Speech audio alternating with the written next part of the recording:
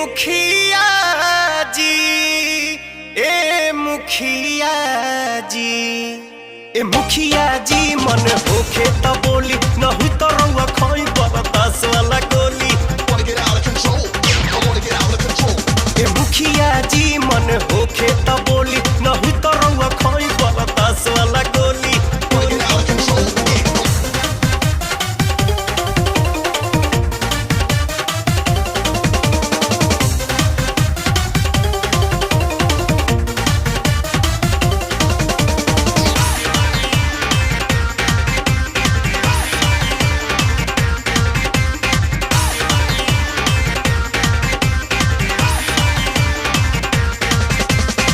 काहेला इतना बेहाल भइल बा,